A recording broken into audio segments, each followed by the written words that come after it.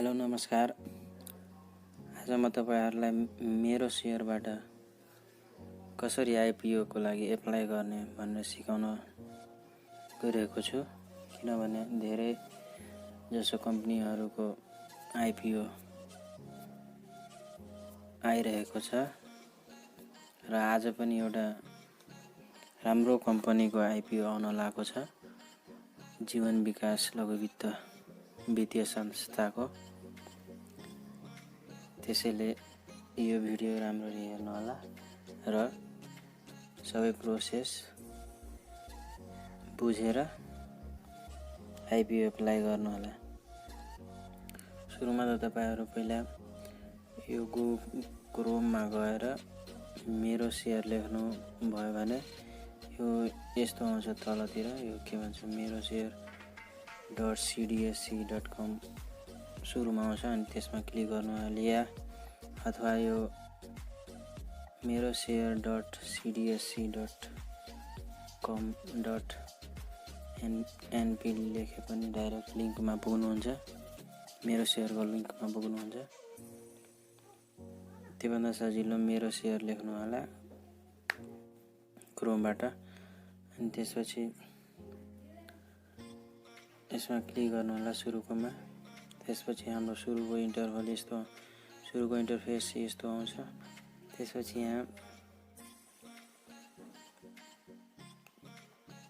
तपाईले मेरो शेयर कुन बैंकबाट खोलाउनु भएको छ त्यो यहाँबाट चुज गर्नु होला।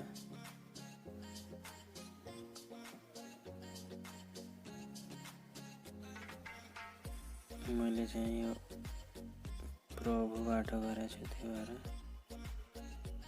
प्रभु थिचे। त्यसपछि यो दिनु होला युजर नेम र पासवर्ड दिनु होला। त्यसपछि लगइनमा थिचेर त्यसपछि हामी यो तीनवटा धर्का भएको लेफ्ट साइडको क्लिक गर्नु होला। त्यसपछि यस्तो आउँछ। त्यसपछि हामी यो तलतिर हेर्नु त माई आस्पा लेखेको छ, त्यसमा क्लिक गर्नु होला। त्यसपछि यस्तो इन्टरफेस आउँछ। त्यसपछि यहाँ कुनको आईपीओ खुलेको छ त्यो देखाउँछ। अनि त्यसपछि तपाईले कुन कम्पनीमा एप्लाई गर्न खोज्नुहुन्छ त्यसमा एप्लाईमा थिच्नु होला। जस्तै कि यो म तपाईलाई सिकाउनको लागि यो एनआईसी एसिया सेलेक्ट 30 इन्डेक्स फन्डमा एप्लाई गरे। त्यसपछि यस्तो इन्टरफेस आउँछ। यहाँ हेर्नु होला प्राइस पर शेयर कति छ, 10 रुपैयाँ छ। यसको मिनिमम क्वान्टिटी कति 100 भन्दा माथि नै 100 भन्दा कम एप्लाई गर्न मिल्दैन।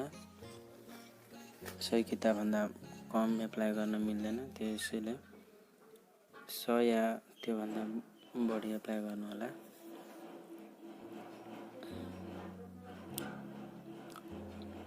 यसमा एक किताबको 10 रुपैयाँ पर्न जान्छ।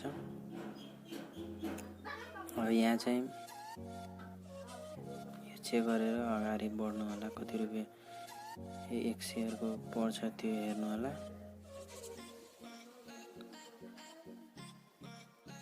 त्यसपछि यो बैंक चुज गर्नु होला। यहाँबाट तपाईले कुन बैंक राख्नु भएको छ यहाँबाट।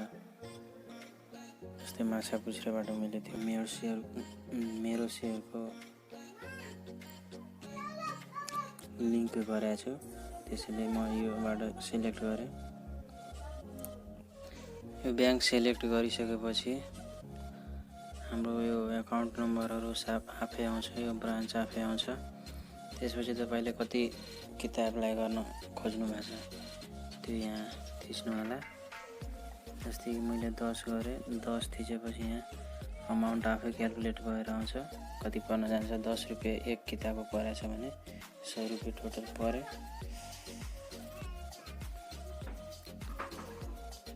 10 किताब त मिल्दैन यसमा, त्यो 100 हाल्नु पर्छ यहाँ कम्तीमा पनि। अनि अमाउन्ट चाहिँ 1000 भयो। अब यहाँ चाहिँ मेन कुरा यो सिआरएन नम्बर हामीले ब्याङ्कबाट लिएको हुन्छ।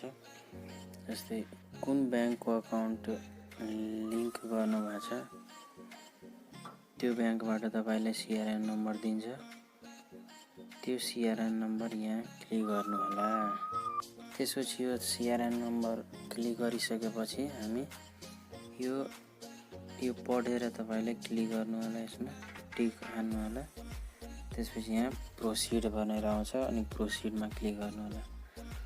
एकचोटि राम्ररी चेक गर्नु होला के गर्नुभयो, तपाईँले कति किताब एप्लाई गर्नुभयो, किनभने मिस्टेकले एउटा 0 बढी भयो भने पैसा धेरै काट्छ होला, धेरै काट्छ।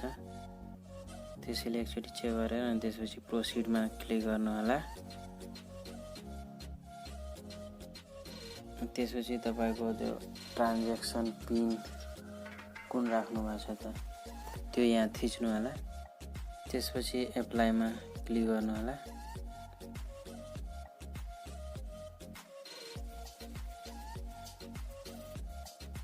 Share has been applied successfully भनेर आउँछ यस्तो ग्रिनमा।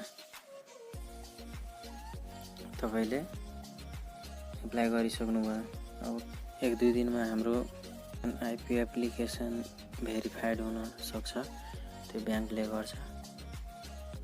यदि तपाईँले एडिट गर्न खोज्नु भएको छ भने यहाँबाट एडिट गर्न सक्नुहुन्छ। एडिटिङमा थिचेर फेरि पनि यो भेरिफाइड नहुन्जेलसम्म तपाईँले एडिट गर्न सक्नुहुन्छ। हस् त, धन्यवाद। यसरी नै तपाईँ आइपी एप्लाई गर्न सक्नुहुन्छ। भिडियो हेरिदिनु भएकोमा धेरै धेरै धन्यवाद।